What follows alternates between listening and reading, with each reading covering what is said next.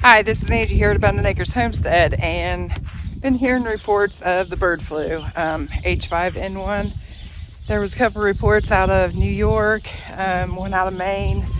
The big one was at Tyson Chicken Foods there in Kentucky, and just recently there was one here in Indiana. It was one of the larger turkey farms here, which happens to be like one of the third largest turkey places in the United States. So I figured now would be a good time to talk about the bird flu. So in this video, I wanted to talk about what exactly is the bird flu, what are some of the symptoms, what can us homesteaders do, just a lot of information about basically the bird flu. So let's just go ahead and get into it.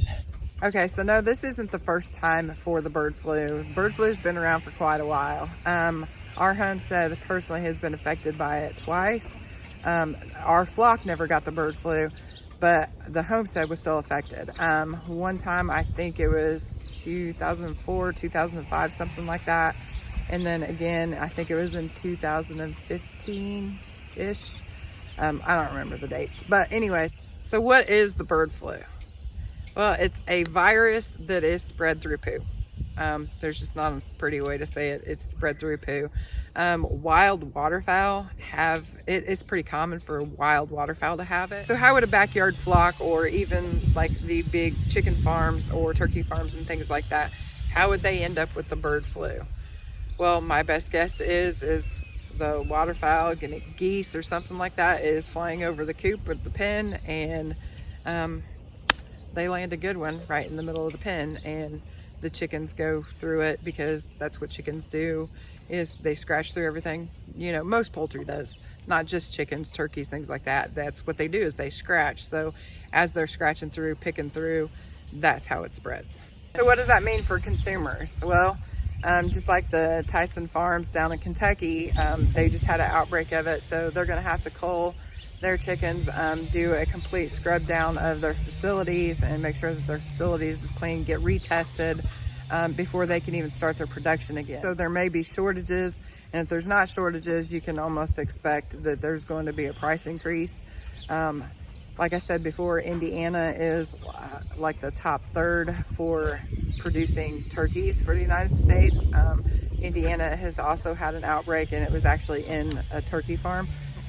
So turkey prices could potentially go up, because they will have to go through the same process that Tyson Foods would have to in order to get their facility up and running again. So there could potentially be shortages in the turkey and chickens and any other poultry that you would normally buy at the store. And even if there's not a shortage, I would imagine that there's going to be a price increase on those.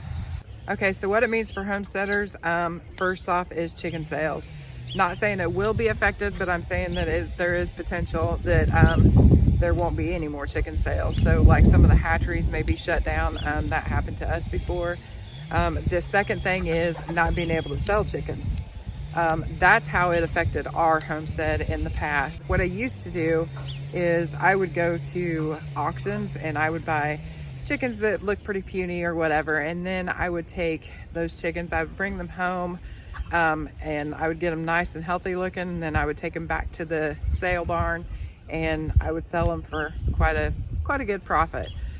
So when the chicken flu happened last time, all chicken sales were cut off. So what it meant was that we weren't able to take those chickens and sell them at the auction barn anymore. So that we took a pretty good hit on our income from that, because that was one of the sources of income that we had. So knowing that, this is a chance that you can go ahead and get ahead of the game. And obviously during this time, this isn't probably the best time to be going out and buying a new flock, especially because you don't know for sure if that's a healthy flock or not. So especially if you already have your own flock, you don't want to go buy other chickens and bring them into your healthy flock, because they could potentially have the flu, bring it into your flock, and then you could end up losing your whole entire flock. So you want to be wary on that. So what can you do if you are wanting to get started on chickens and you don't already have a flock yet?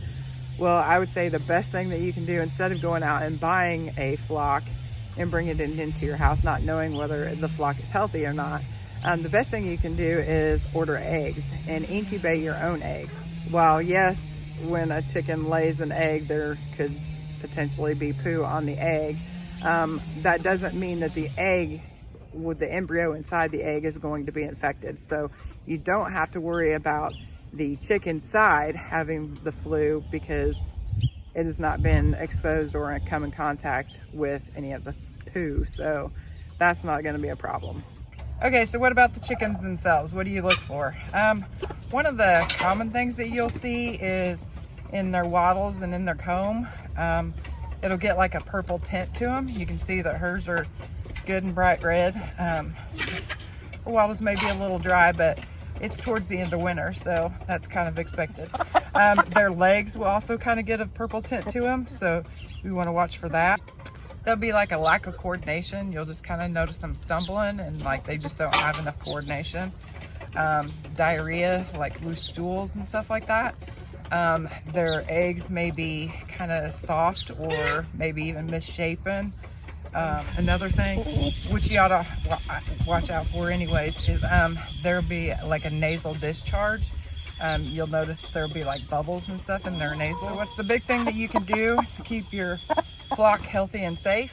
It's pretty much the same thing that you want to do for your flock anyways. You want to keep them healthy, make sure that they've got good food, clean water, keeping their pen and their coops clean. That is a big thing for not just bird flu, but just to keep your flock healthy. If you notice one of your chickens, you know, it might seem a little off or might seem sick, make sure that you isolate them from the rest of the flock, because whatever they have, if they have something that's contagious, you want to make sure that it's not going to run through the whole flock.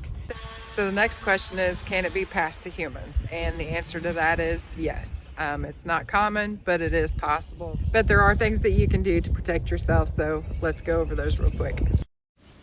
To be safe, use the normal precautions you would anytime that you're handling with your chickens.